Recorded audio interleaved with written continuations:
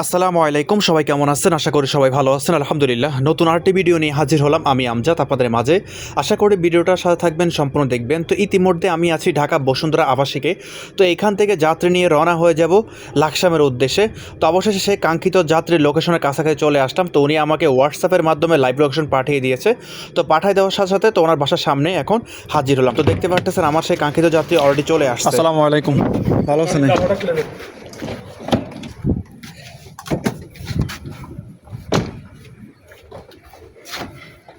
ওকে,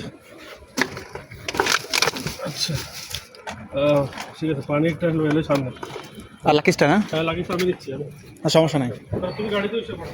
তো ইতিমধ্যে এখন যাকে দেখতে পারতেছেন উনি আজকের আমার কাঙ্ক্ষিত যাত্রী, এখন আমার গাড়িতে উঠে গেছে। আর সবচেয়ে বড় কথা হলো উনি একজন প্রবাসী, ওনার সাথে আমার আগে থেকে কোনো পরিচয় নাই।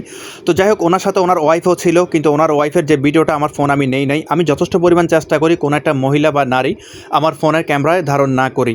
তো ওনার যে মালামালগুলো ছিল, একটা লাকি ছিল, সেটা আমার ব্যাগ ডালায় উঠিয়ে তো আল্লাহর নাম নিয়ে রওনা হয়ে গেলাম সে লাকসামের উদ্দেশ্যে।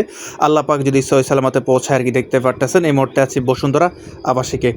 তো মাঝখান দিয়ে একটা কথা বলি, যেহেতু আপনারা অনেকেই আছেন আমার সাথে যোগাযোগ করতে চান, অবশ্যই ইনবক্সের মাধ্যমে যোগাযোগ করতে পারেন। প্রতিটা ভিডিওর মধ্যে আমি বলে থাকি, বিশেষ করে প্রবাসী ভাইদের দৃষ্টি আকর্ষণ করি।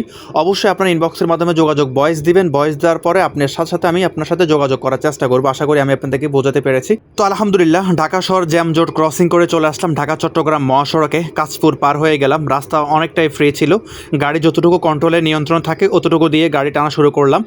তো যেহেতু 11টা বাজে আমি যাত্রী উঠেছি, এখন বেলা বাজতেছে প্রায় 1টা। চলে আসলাম লাকসাম ফয়েজগঞ্জ। ফয়েজগঞ্জ হচ্ছে কুমিল্লা বাগমারা বাজার পার হয়ে লাকসাম বাজারের আগে, মানে প্রায় লাকসাম থেকে আরও 2 কিলোমিটার আগে হচ্ছে ফয়েজগঞ্জ। তো যাত্রী লোকেশনের কাছাকাছি চলে আসছে। যাত্রী তো অনেকটাই খুশি, 3 ঘন্টার ভিতরে, 3 ঘন্টা লাগেও নাই।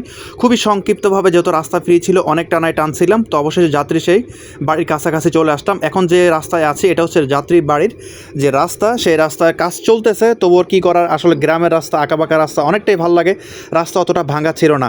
তো যাই হোক, আলহামদুলিল্লাহ, অবশেষে সে কাঙ্ক্ষিত যাত্রীকে নিয়ে নামিয়ে দিলাম যাত্রীর গন্তব্যে।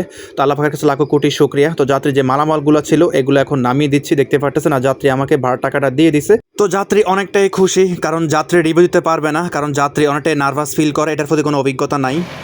তো আলহামদুলিল্লাহ, যাত্রীকে এইমাত্র নামাই দিলাম সে বসুন্ধরা আবাসিক থেকে এনে। এটা হচ্ছে আপনার লাকসাম ফয়েজগঞ্জ। তো যাত্রী অনেকটাই নার্ভাস, মানে সে রিভিউ দিতে পারতেছে না। তো ইনশাল্লাহ, তো আজকে ভিডিওটি পর্যন্ত। যদি ভালো লাগে অবশ্যই শেয়ার করে দেবেন আর পেজটা ফলো করে দেবেন, যাতে সবার আগে ভিডিও চলে যায় আপনার কাছে। আর যারা ইউটিউব চ্যানেল থেকে দেখতেছেন আপনার চ্যানেলটি সাবস্ক্রাইব করে দেবেন। সবাই ভালো থাকবেন। আসসালামু আলাইকুম।